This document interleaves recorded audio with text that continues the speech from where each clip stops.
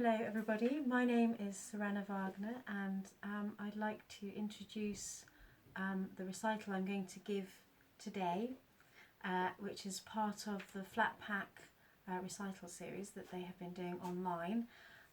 When Heather and Joe asked me to do something, I thought, well, I could do my greatest hits and you know, all the things I kind of usually do for popular opera concerts and so on.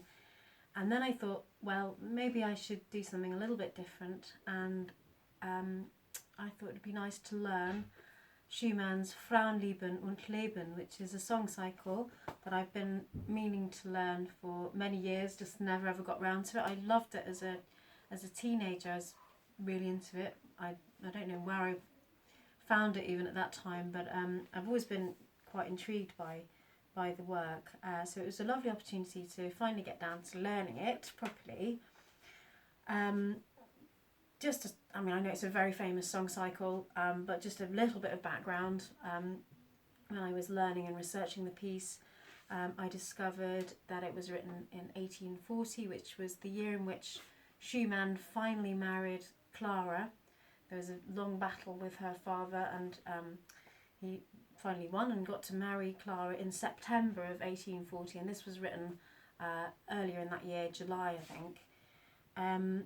He's chosen texts by Adelbert von Chamisso, who I looked up, and he himself is a very interesting character.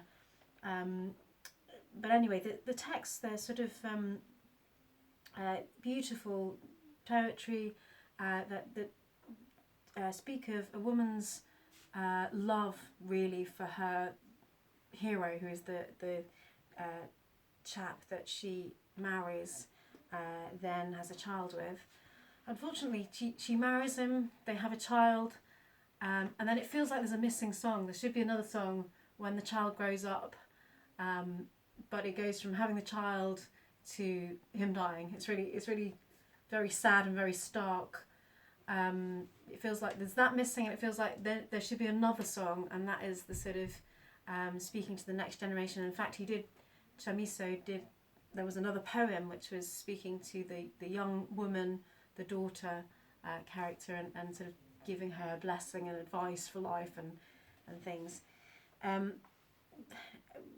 Singing the songs, I mean, really the level of hero worship that the protagonist displays is, by modern standards, kind of a bit cringy, and you know, sort of she worships him as her lord and saviour almost, and he's her son, he's everything, and you know, it sort of feels at the same time that this is quite a feminist thing to do, to sort of explore a woman's life from a woman's point of view, but at the same time to worship a man to such an extent seems, you know, it doesn't fit with modern taste, shall we say. But from researching the piece, I found out that Schumann, it's his thought that he was writing as much about his own worship of Clara, and in fact many men have sung this song cycle as well, so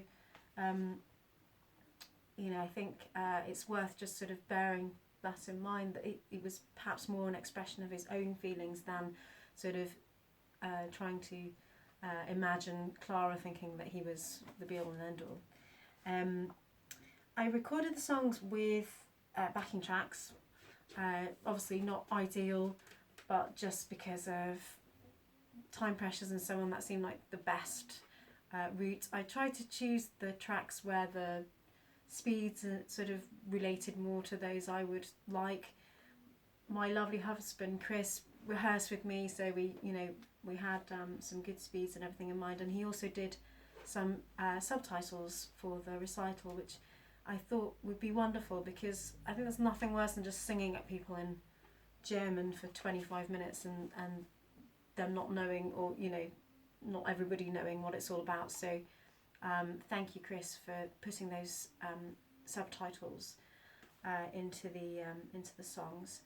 For the last song, I did something a little bit different, and that's because I felt very well, I don't want to give too much away if you haven't heard it before. But the piano is more than a duet partner almost in this piece, and the piano has an awful lot to say about everything, and at the end there is a really long postlude.